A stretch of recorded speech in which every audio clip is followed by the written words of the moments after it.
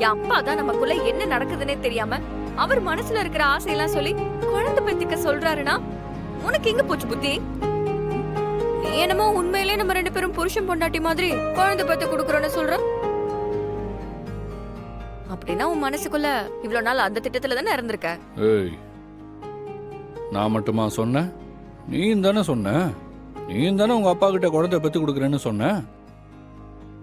அப்போ நீயும் என்கிட்ட இவ்வளவு நாளா அந்த எண்ணத்துல பழகிருக்கேன்னு நான் வச்சுக்கலாமா? அது அது என் அப்பா நான் அந்த வீட்ல நல்லபடியா வாழ்ந்துட்டு இருக்கேன்னு நினைச்சிட்டு இருக்காரு. அவர் நம்பிக்கையை கெடுக்க கூடாதுல, அதான் சும்மா சும்மா சொன்னேன். இந்த பார், அதே மாதிரி தான் நானும்.